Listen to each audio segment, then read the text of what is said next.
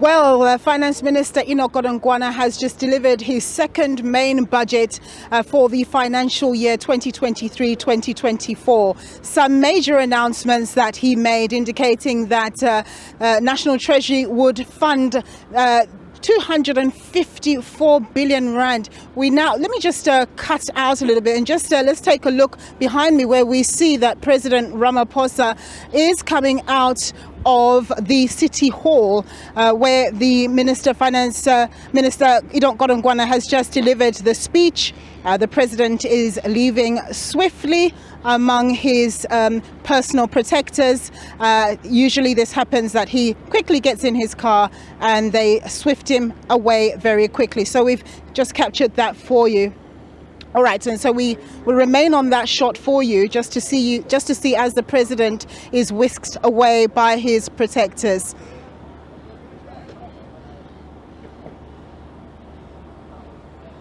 So Enoch Godongwana delivering that second annual speech, making major announcements indicating that 254 billion rand would be given to Eskom in terms of relief. That breaks down to 184 billion rand, which is essentially a loan from National Treasury to Eskom, and it comes with a certain number of conditions that's involved. That includes Eskom must invest in its redistribution and transmission activities.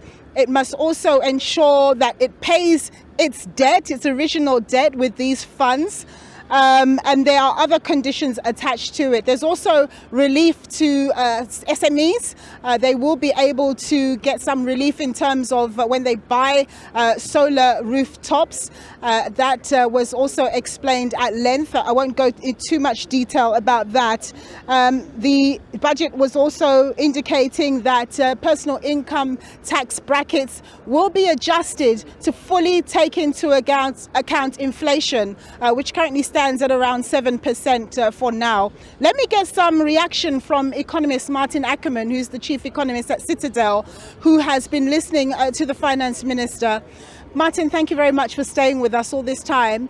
What are your broad thoughts about the budget? Is it well balanced? Have you looked to see what the Rand is doing post the announcement? Do you think they did the best that they could under the circumstances?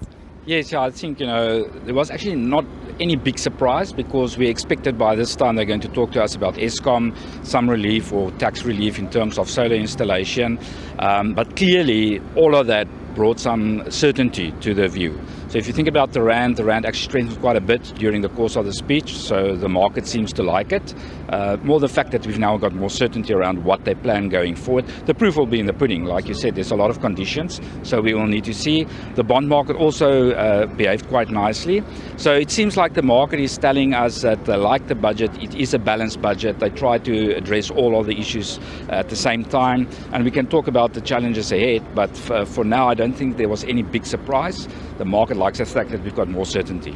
Now, of course, the finance minister indicating that in terms of the fiscal revenue that came in, that was over 90 billion rand than was expected in February last year. That's obviously a good thing, but the danger is that might be temporary.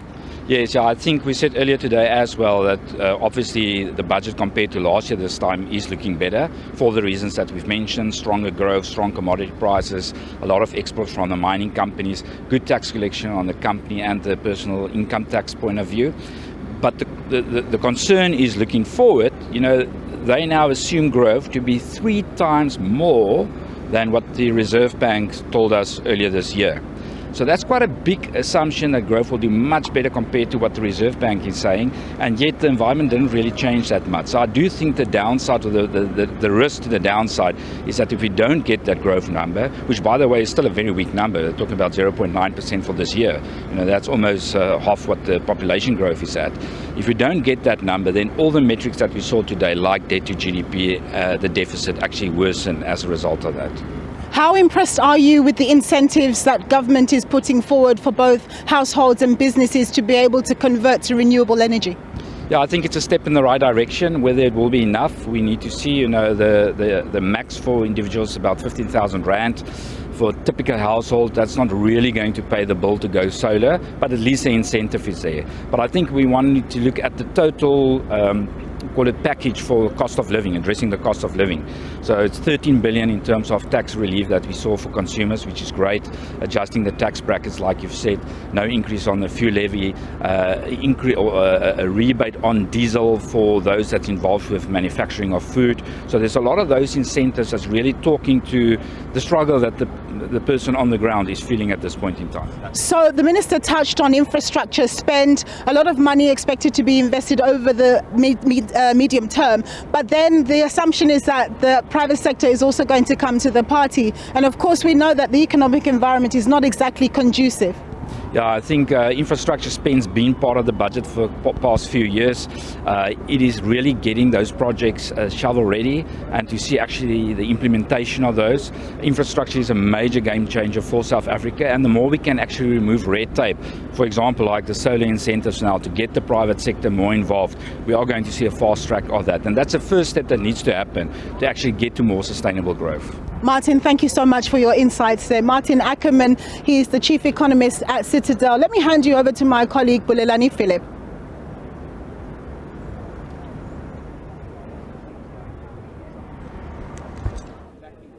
Yeah.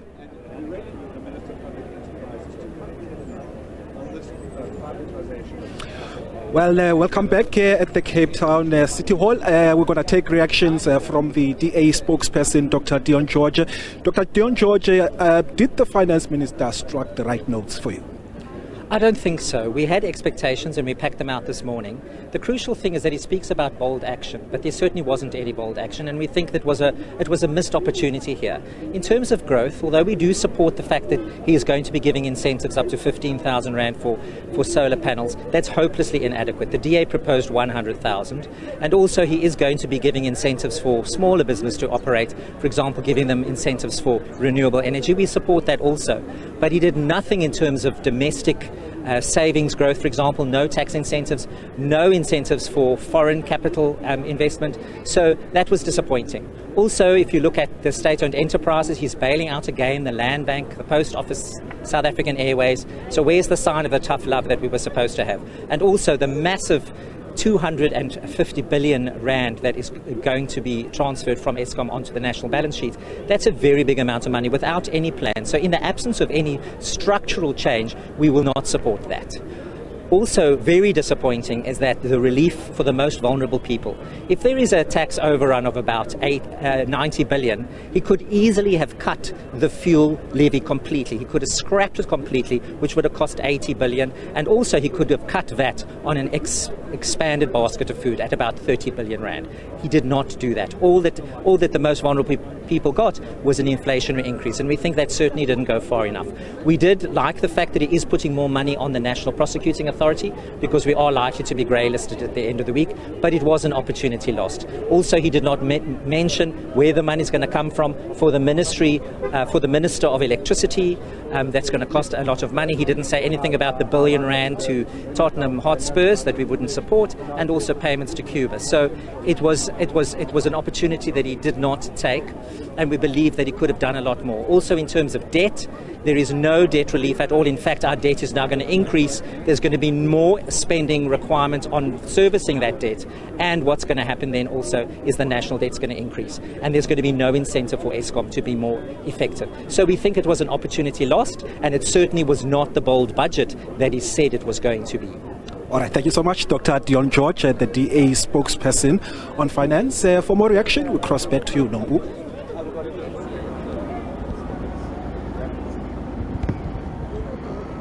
Thanks very much, Bulelani. I'm now speaking to Mr. Steve Swart. He's from the ACDP, just to give us his assessment of the national budget. Sir, thank you very much for joining us. Your thoughts? Well, the ACDP is concerned about the escalating public debt levels and debt service costs.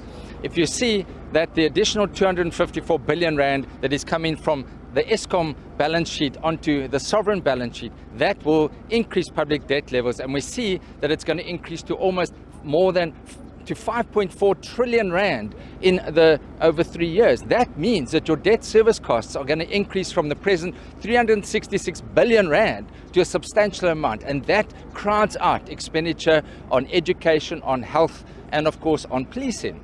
However, at the same time, we are very pleased that SARS has managed to collect an additional 100 billion rand above what was forecast in last year, February. And that means that's the good news that the Minister announced. No increase in personal tax, corporate tax, in the VAT rate, and no increase in the fuel levy and the RAF levy. And of course, additional funds will be allocated from that 100 billion rand towards the social distress relief grant. That is to be welcomed. But we need more money for our social grants. Our pensions, our social welfare pensions have only been increased by a very little amount. And our people at that level are really struggling. So whilst there is some good aspects, I think in the long term, the public debt levels are a huge matter of concern, because what we are seeing is that it's going to now only be consolidated in 2 years' time. That's the outer limit at 73% of GDP.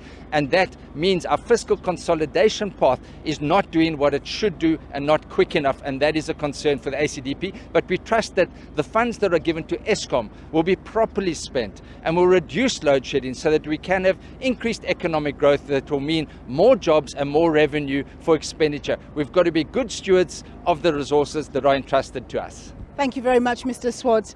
Indeed, there's a lot that needs to be contended with, and we're hoping that the government is able to get that balance right. Let's take it over to my colleague, Bulelani.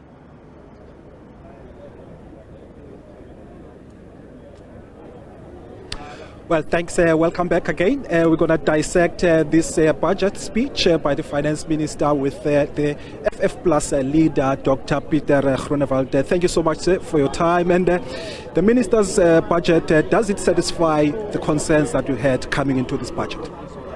Well, firstly, if we look at the overall speech, I want to say that people must not be misled. South Africa is in deep trouble. If, for instance, look at the government debt, it is increasing over the period to 5.8 billion rand, a trillion rand, 5.84 trillion rand. And the service debt alone over the period, at average, is 366 billion annually. So it's not affordable.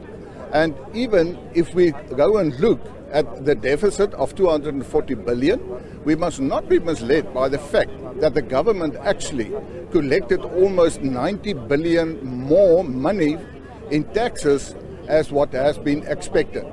Of course, the other problem is the SOEs. Yes, we have no choice.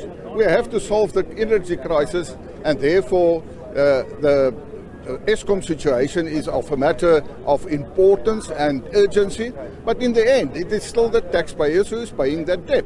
In effect, it means that we are paying for all the billions that has been stolen. We must ensure that we create jobs in South Africa so that people can have a decent job, so that they can look after themselves. We cannot continue on that. More than 2 billion for the post office that is actually in a process of liquidation. The Freedom Front Plus has said at numerous times that SOEs must be privatized, and therefore the burden on the taxpayer will be taken away. There must be no misunderstanding. We are in deep trouble, despite what the Honourable Minister said. Yes, if we look at personal tax, it's only a few people that actually pay income tax, personal income tax, but there's about 48% of people in South Africa is dependent on one or other social grant. It is not sustainable. In the end, it will all implode.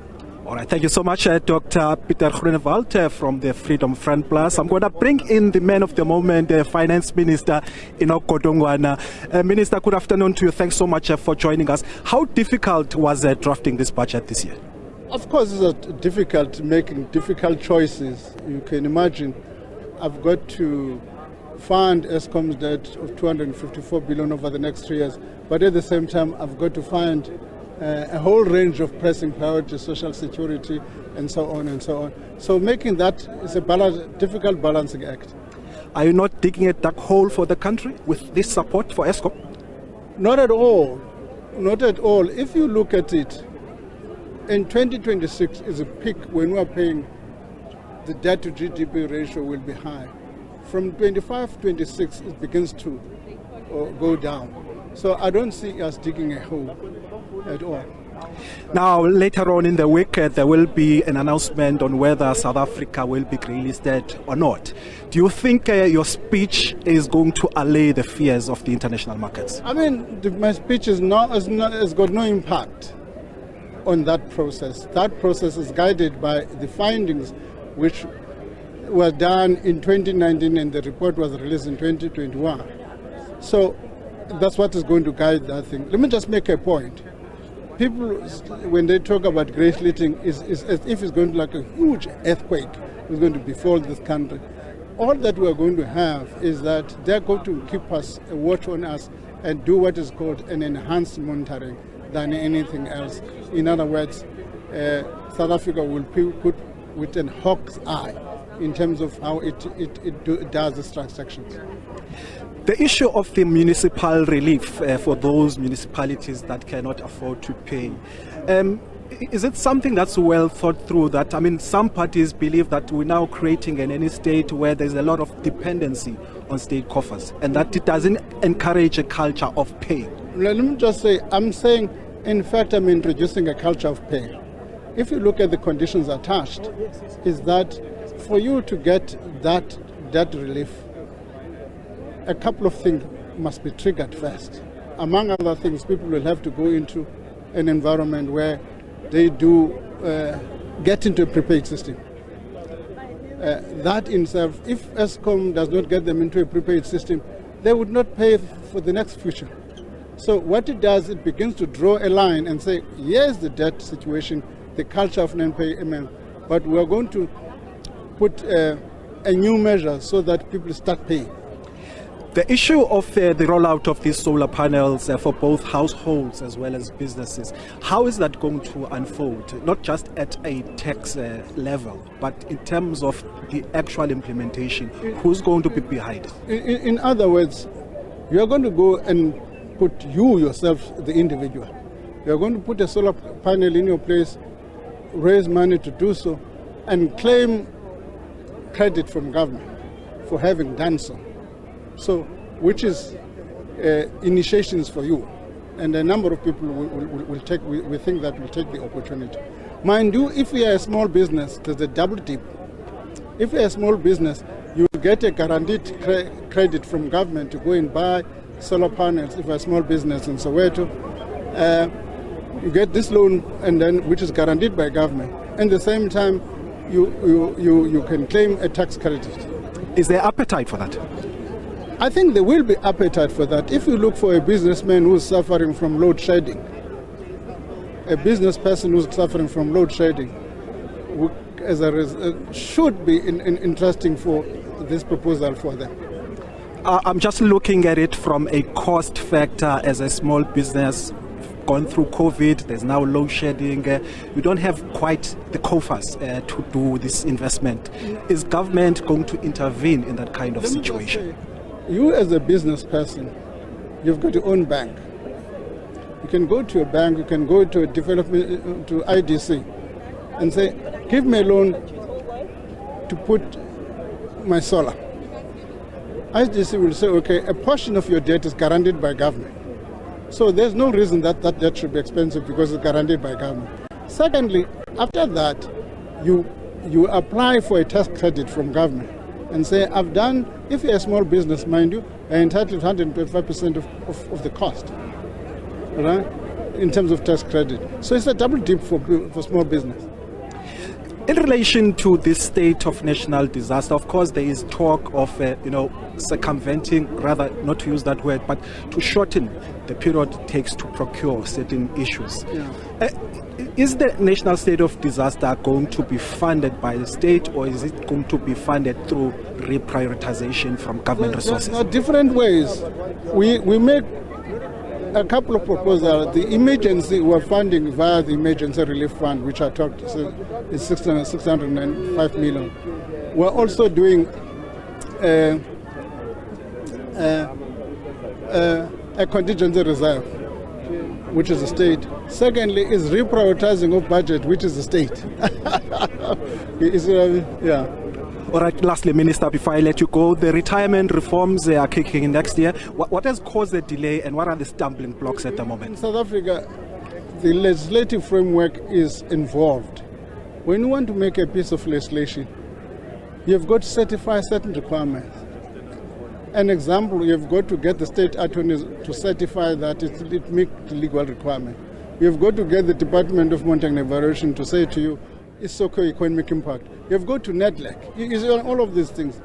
All of these things introduce a bureaucratic delay in a legislation. And you've got to have public hearings.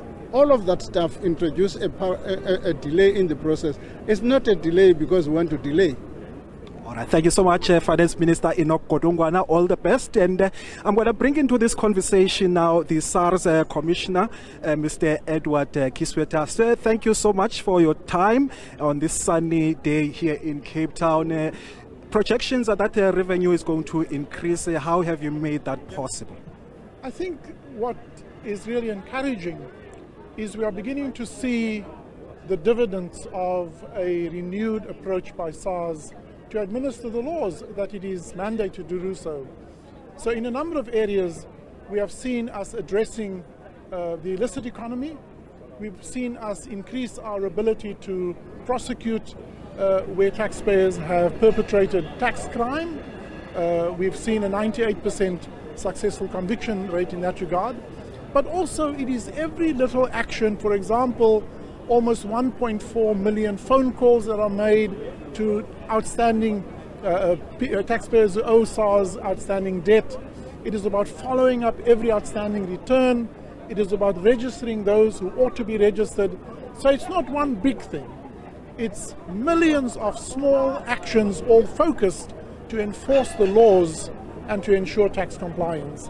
And what is also a very important point is that it is building an administration platform that synthesizes big data, artificial intelligence on enabling technology platforms, and also automating many routine tasks so that our people are free to do some of the knowledge work, apply their minds with data-driven insights.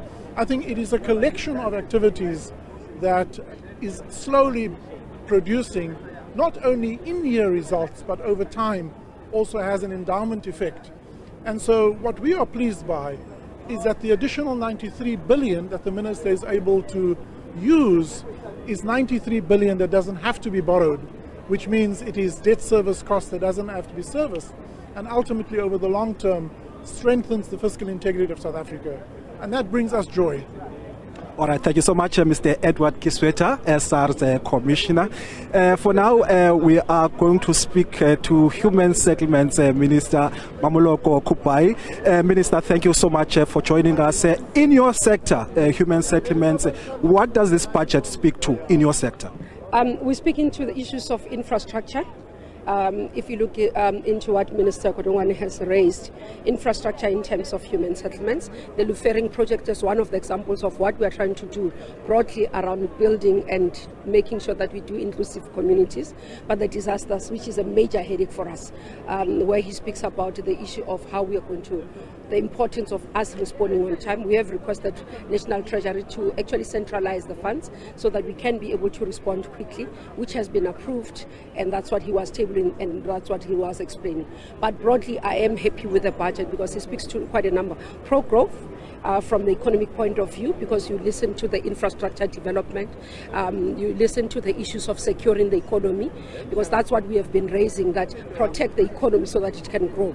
So the issues of enhancing safety and security and more budget in that area, but also dealing with corruption because it's the impact in terms of our economy. And then you move into the areas of sustaining families, because the grants currently are needed while we are growing the economy and having to expand on making sure that people remain and continue to have something to eat on their table. How do you ensure that there are no leakages for the amounts of money that are budgeted for your department, that they go to the intended projects? Look, most of the things that we've been able to learn over the time is how do we ensure that we put systems in place. You'd note that when we dealt with the disasters in, for example, in KZN, we don't have any report so far of any leakages that has happened. It's because we did real-time audit. It was a headache. It took us some time, but it helped in protecting the funds. So we'll continue to ensure that there is some level of check and balances as we go and make sure that there is governance in systems, but continuously ensure that we monitor the work that we are doing so that we can account to the public. Minister Mamoloko Kupai, thank you so much for your time and all the best in your portfolio. We're going to take more reactions on the other side with Nompu.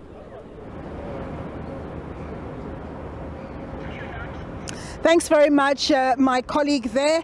I'm joined now by Muzamo Buthelezi. He's from the IFP and also the Minister in the Presidency, Wandli Gungubele. Thank you very much, gentlemen, for joining us. So may I start with you, Mr. Buthelezi, your thoughts around today's budget? You know, today's budget, I think the Minister managed to do the balancing act. We are very happy that he touched on a number of things that we were expecting from him as a Minister.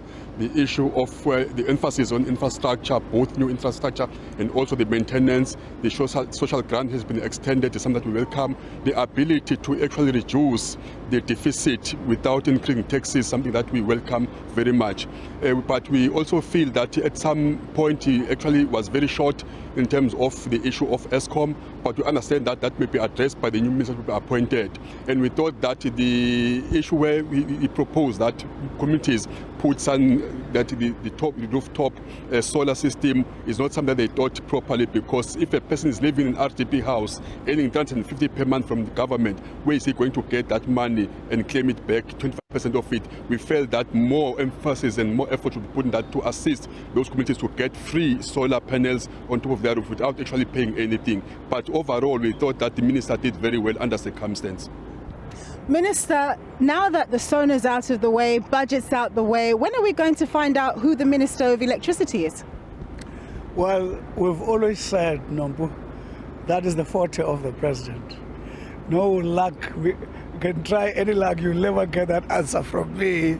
All I want to say today, I'm extremely excited that the minister's budget speaks fully to the President's State of the Nation address.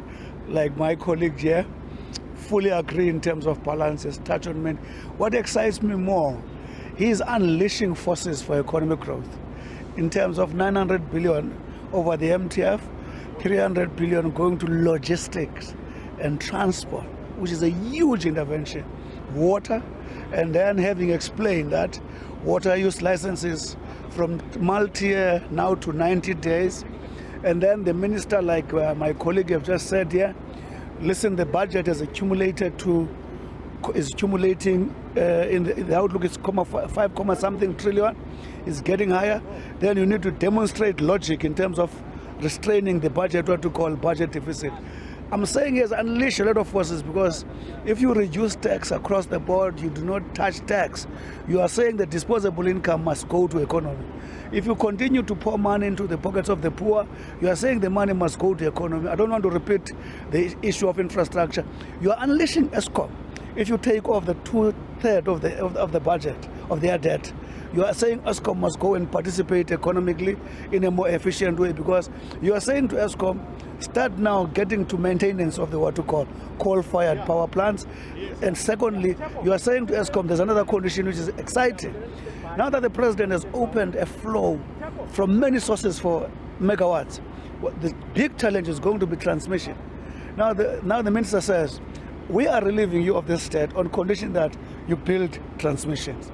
And again, unleashing municipalities to say we're relieving them of their debt on particular conditions that we're going to discuss. You know what it means? It means the little money municipalities have is going to go to maintenance, it's going to go to socio-economic infrastructure, it's going to go to service delivery. This budget is unleashing a lot of forces to turn around the state of our country. It's quite exciting. Minister, thank you very much for your contributions. And Mr. Buthelezi, thank you so much for speaking to us at SABC. We're going to hand you over now to Pulelani.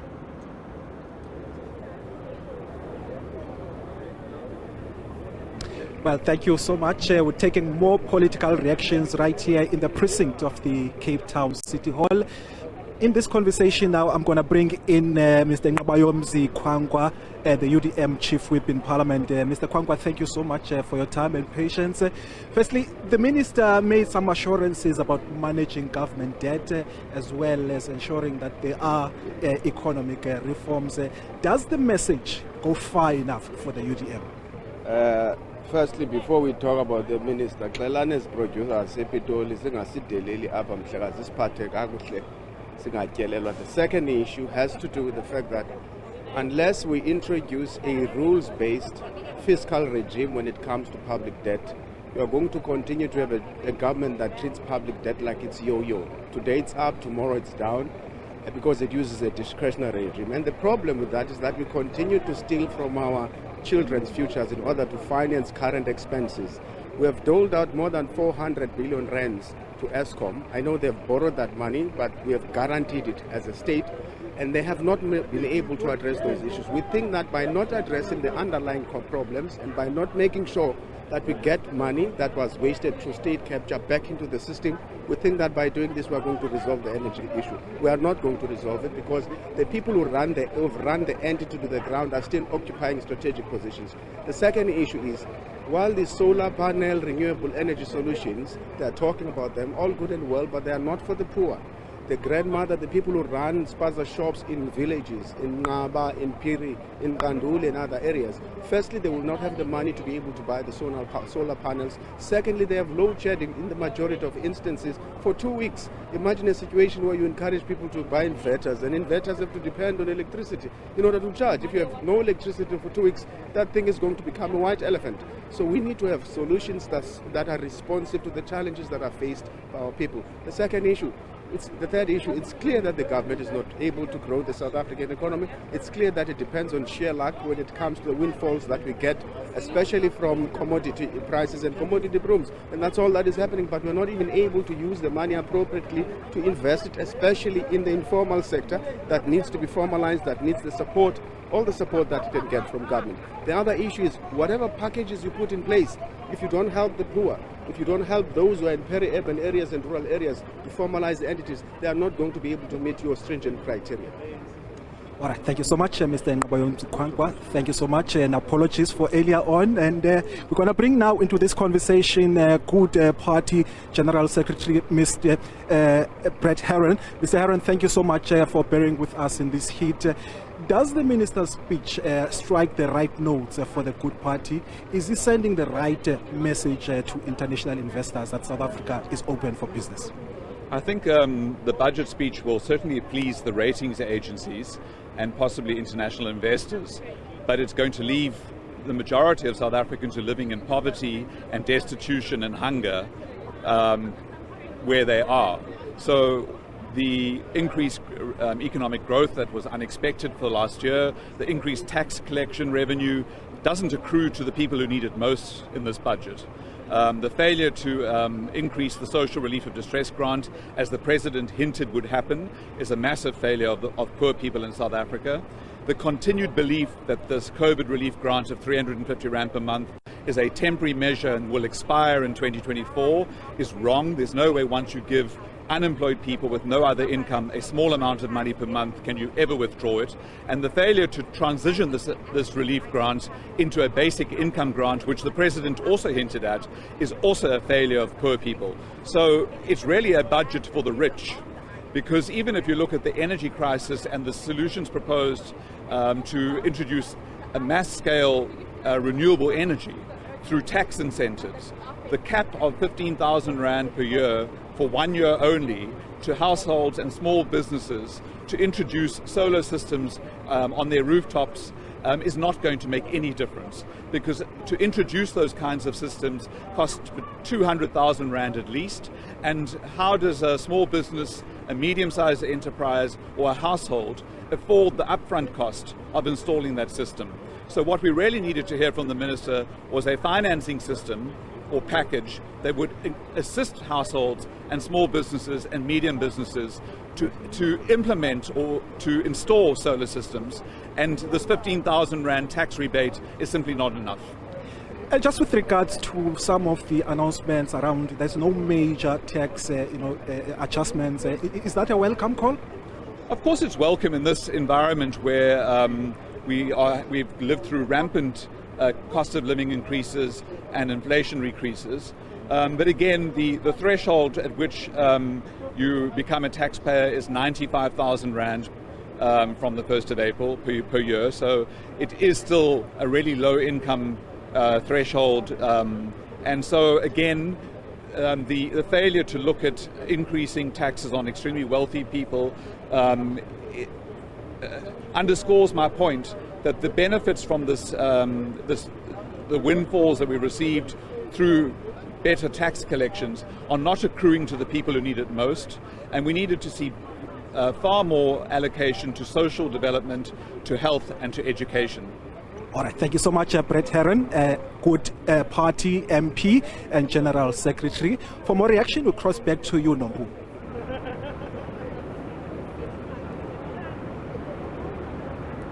Thanks very much, Bulelani. I'm joined now by Willie Madisha. He's from COPE, and Isaac Mashego. He's the senior economist at Nedbank. Thank you very much, gentlemen, for joining us. Ntate Willie, just tell us your thoughts around today's budget speech. I must indicate that in our own understanding, our own opinion, this was extremely useless. Why? Because there are many problems in the country. We had thought that he would address those. I mean, if we, for example, spoke about the problems of electricity, where we indicated that about 1.4 trillion rand had been lost because of theft, because of all the problems which are known, and the minister here has not said anything. That is a problem. We have again spoken about more than 70% of the young people who are not working, and today we talk about more than 700,000 people, young people who have qualified from doctoral degrees and so on, who are not working. But then that did not come from the minister. I must therefore say that this is extremely useless. It does not address the issues of poverty, the issues of everything that concern the people of our country. We are therefore not going anywhere. Now, Isaac, I know you need to be a lot more measured in how you respond. What's your assessment of the budget statement that was released today? Sure, I will say that from an economic viewpoint, the budget really dealt with one key uncertainty relating to Eskom, and that was how the debt, at least a portion of the debt, will be treated. Remember that, Eskom does not generate enough from its operations to meet all its financial obligations, including debt servicing. So that is exactly what we needed, and the detail is quite encouraging. Thanks very much to both of you, gentlemen. Willie Madisha, he's from COPE, and of course Isaac Mashego, he's a senior economist at Nedbank. I'm going to hand you back over now to my colleague Bulelani.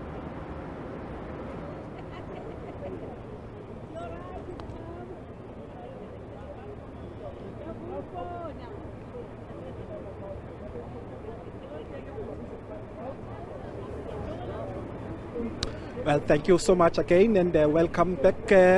I'm going to be now speaking to Hope Babo, who speaks on behalf of the ANC. Mr. Babo, thank you so much for your time. This budget, is it a job creation budget?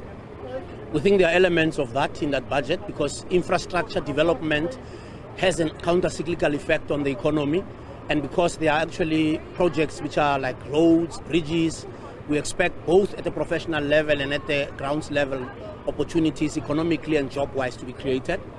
We also think that it's important that the areas of agriculture, for example, the expansion of agriculture with the open economy will create jobs.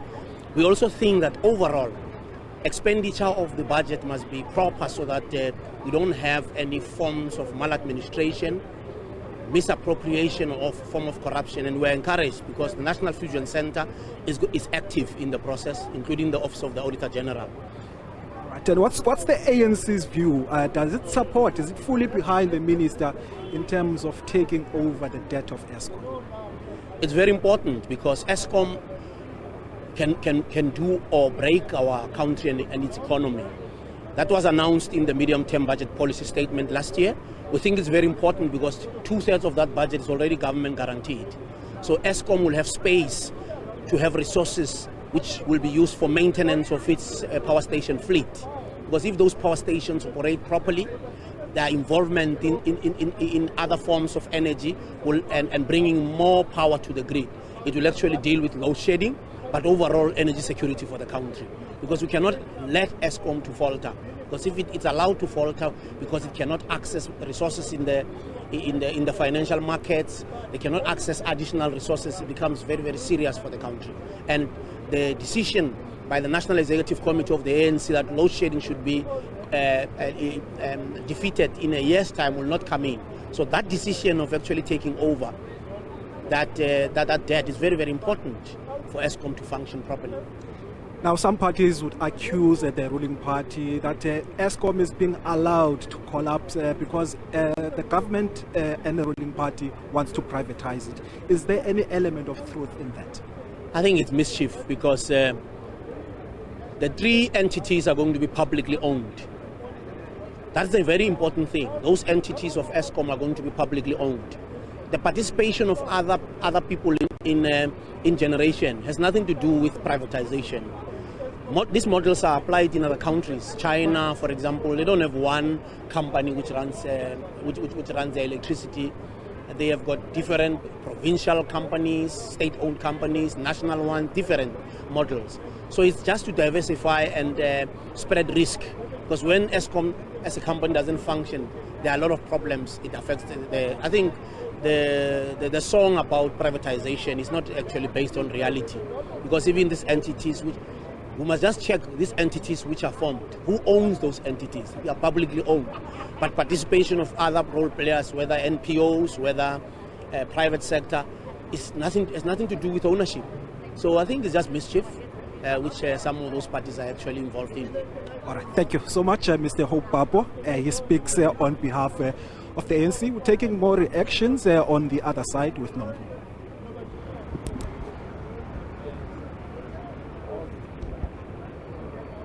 Thanks very much. I'm joined now by two politicians, Mr. Sheikh Imam, he's from the National Freedom Party, and I'm joined as well by the Minister of Communications, Khumbudzo Chabeni. Thank you very much, both of you, for joining us and giving us a sense of what you think about the budget. Sir, maybe I should start with you. Your thoughts? Well, first of all, allow me to welcome the budget by the Minister, particularly the relief in estate duty. The fact that there's no increases in taxes when it comes to road accident fund, fuel levy and things, of course. We thought that at least there could have been more relief for the ordinary taxpayer, given the fact that there's been a windfall, particularly commodity prices, the exports of coal and things like that. And you know, a very small percentage of taxpayers in this country pay taxes, and there's a very large percent, particularly of foreign nationals and things in the country that are doing business and do not pay taxes. We also welcome the allocation of additional resources, particularly to fight corruption and looting and maladministration, fraud in the country, also to deal with the State Capture Commission as well. Minister Chabeni, of course, this is a big year for your ministry because we're having the total movement from analog to digital. Did you feel that there was sufficient cover for you from a finance point of view in getting your goals executed this year? Thank you, and I think I need to appreciate the Minister of Finance. It's the first time since I became Minister that all our requests were granted. So we are happy first with the SAPO allocation, the special appropriations for SAPO, the 2.4 billion. It will go a long way in getting to resolve the immediate problems, but also to prepare us to implement the SAPO of tomorrow strategy so that we can then set the SAPO in the new trajectory that we have set ourselves, given the work that has to be done by SAPO in supporting the Post Bank as the bill goes to Parliament for the National Assembly for it to be finalized. But also, as we conclude digital migration, we've got an allocation for the connectivity for SA Connect to connect South Africa so that all South Africans can have access to internet. For me, that provision is important because we're not just talking about government sites, we're talking about community hotspots. It will mean in every community across the districts of the country in 2 years' time, everybody will have connectivity, jumping up what we said we'll do when we release the spectrum to make sure that South Africans can have access to universal connectivity. But also what we have with the funding that's available for the basic education or for education, it means the skills development of our people. We are engaging with education on their curricula, and we are happy that they've introduced coding because and robotics and data analytics that's come through. So for us, it's important that we're going to have the right skills that are being churned out, and it impacts on the youth unemployment. That now you're no longer going to be churning out job seekers. You're going to be churning out job creators. They'll then use technologies of AI creative media, digital skills to start their own businesses. Even at that early age, they're already doing productions and products. So we are quite happy. I'm very elated with this budget. What is lying ahead for us is implementation and meeting those targets. That's the key, implementation. Thank you very much, Minister Ntshabeni, and Sheikh Imam. Thank you very much for your time. Of course, this is an economic story, the budget, and I'm joined as well by economists now to give us their sense of what came out of the budget. A tax expert, that's Deborah Tickle. I'll start with her first, and Christy Viljoen. Deborah, there were no tax increases as you pretty much expected, except the usual sin taxes. They didn't even touch the general fuel levy nor the road accident fund. Your thoughts? Okay, so there was some hidden gems in there, because they always have to pay for what they haven't taken away from us. So if one goes through the review, and it's not really stated in the speech, one can see that they're closing a number of loopholes which basically are aimed at the wealthy.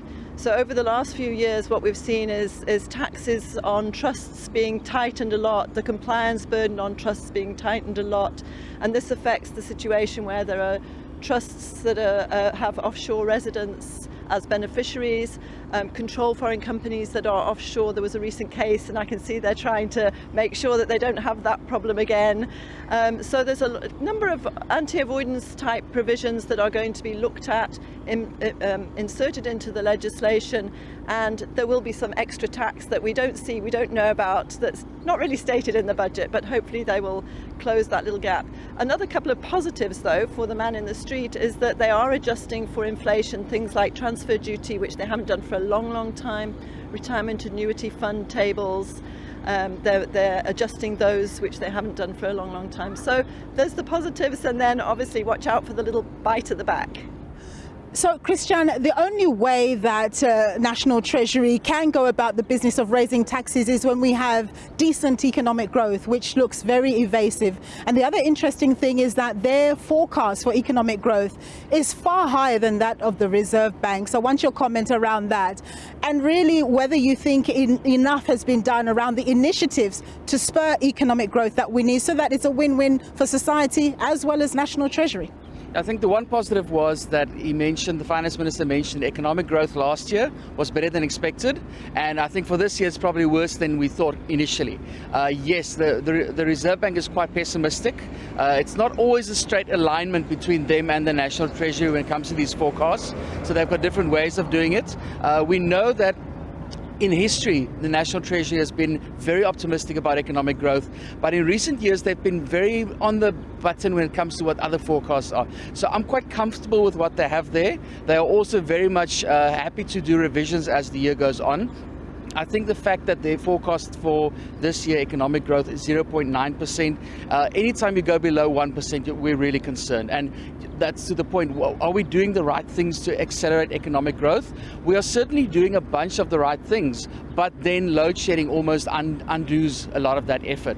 So we've been making progress over the past few years with lots of economic and structural reforms, as they call it, but then load shedding is just sort of eating away at that. So if we can get that sorted out, then we will see the benefits of these reforms, which at the moment is sort of hiding behind some grey clouds, I think.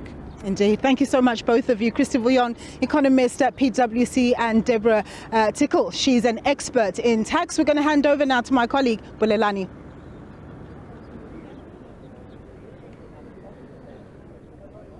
All right, thank you so much. Black Business has been watching this budget speech by the Finance Minister. And now joining me is Khanki Matabane, the CEO of the Black Business Council. For Black Business, is there anything that you're taking out from this budget speech?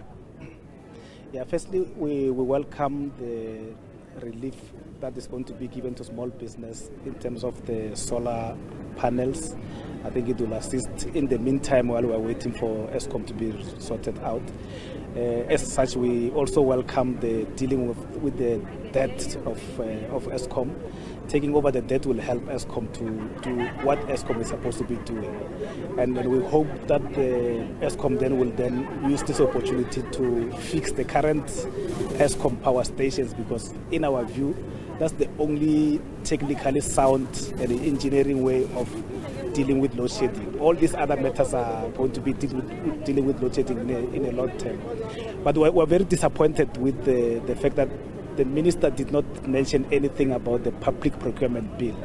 We hope, and we were thinking that we need to utilize the bill to empower black people, empower women, empower young people, but the minister didn't say anything about it. We thought he was going to give us time frames, because we've been dealing with this bill for the past 5-6 years.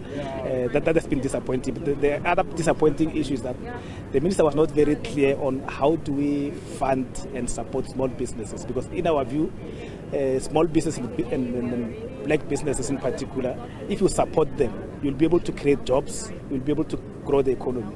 You're not going to grow the economy by supporting the established businesses, because it's very difficult. They've already have additional capacity. When you give them more money, they're not going to necessarily create jobs. So the problem we're having in South Africa is job creation. So we need to make sure that all the efforts that we have are supporting that, but we didn't get that. What formula would you suggest, or give a recommendation to him in relation to supporting these small businesses? We are guided by the National Development Plan 2030. The National Development Plan said for us to deal with this unemployment by 2030, we need to create 11 million jobs. And 90% of that 11 million jobs must come from small businesses, which then tells you that if we're actually implementing the NDP 2030, we should be biased towards funding small businesses. But we haven't been doing that. And in our view, we're not going to be able to deal with this unemployment. All right, thank you so much, Khanki Matabane from the Black Business Council. From business, let me get the voice of Labour and bring in the COSATU's Matthew Parks. Matthew, for Labour, what do you think of the budget speech? So look, it's a mixed bag. There's good things, there's bad things, there's things we need to get clarity around. Obviously, as a Trade Union Federation, we're worried about government seeking to impose a below-inflation wage increase upon nurses and doctors, police officers, other public servants who are drowning in debt. We want government to come to the negotiating table of the Public Service Bargaining Council. Let's engage in good faith. Let's find a way to protect public servants. Make sure the salary is protected from inflation. That's not an unreasonable request. We're quite alarmed that in the budget speech, whilst they projected a 3.3% increase in the public service wage bill for the next 3 years, they penciled in a 4.6% increase for the salaries of members of parliament. That can't be right. Members of parliament should actually get salary cuts, not increases. But there are some good things too, like giving the debt relief to Eskom. That's quite positive, to release at least 2/3 of Eskom debt burden from its finance books. That can help Eskom to focus on maintenance and new generation investments, which can help reduce load shedding. There's additional allocations to transit, which is critical to mining and manufacturing, agricultural jobs. There's additional allocations to metro rail, which is key to getting workers in the cities to work on time. So those are quite positive, and as well as additional resources to rebuild the police service, the South African Revenue Service. And I think we must really applaud the workers of the South African Revenue Service for how they've rebuilt SARS. It managed to generate an additional 93 billion rand for this budget, which has really saved the state on many, many fronts. But it shows you the value of investing in public service, because that's the kind of quality you want to get out of it. But we are a little bit disappointed that whilst we welcome the SOD grant extension for another year, we think it must be extended beyond that. But they haven't adjusted it for inflation, and it hasn't seen an inflation increase since 2020, so its value is being significantly eroded. That should be fixed. The presidential promise stimulus has been extended, but again, hasn't been significantly expanded. We're quite disappointed because on both of those issues, the president and the SONA had made a commitment to increase them. But we are seeing some positive moves around corruption with the rebuilding of SARS and the police service. More needs to be done on that front. But we are quite worried that whilst we increase the money given to local government, it doesn't appear we have any plan in place to rebuild municipalities, many of which are in financial freefall. Similarly around Denel, the post office, there's some increases to them, but we don't see what is the plan to save these SOEs. The economic reforms that he gave an update on, do you think they are geared to job creation? Well, look, I think first what's critical to address job creation is end load shedding. That will enable every company, every industry to work, to sell their goods, to pay the workers their salaries. We have to fix Metro Rail and Transnet because those are key to transporting our goods and passengers. Those are the fundamentals you have to address. You've got to rebuild local government because many companies are closing rural towns because there's a lack of basic services or roads or sanitation or water or electricity. You've got to deal with corruption and wasteful expenditure because that denies the economy the money is needed. So there's no shortcut to growing the economy. The reforms can be welcome, we will see, but we're also wary of some which to us we fear, lead to privatization. We do need to end the private sector investment strike, but it mustn't be at the expense of the state decapacitating itself. Lastly, he spoke again on the issue of the retirement fund reforms of the two-pot system, where workers can maybe cash out a certain portion of that money. Again, another year before it's implemented. Your thoughts as COSATU? So we're quite pleased the Minister announced it. We've been having positive engagement with government on it. The bill is now before Parliament, which will allow workers to access up to 1/3 savings part of their pension without having to resign from their work, without having to wait for retirement. So that's going to give a lot of relief to workers who are just drowning in debt. They would not need to resign or cash out. We're glad the Minister made a commitment for the 1st of March next year because we were quite worried we might even miss that date because there's quite a lot of work that needs to be done not only by Treasury in amending the bill but by Parliament in passing it. The President must sign it, but also the SARS need to adjust its tax systems for it, and also the pension funds need to adjust their own investment systems for it. But I think for us there's a lot of work to be done this year, but it's a very progressive, very positive bill because workers are struggling, they're drowning in debt, and we can't wait for it to happen. All right, thank you so much, Matthew Parks from COSATU, giving us the Labour's side of the reactions to this finance budget speech. And for more reaction, we cross back to Nomvu.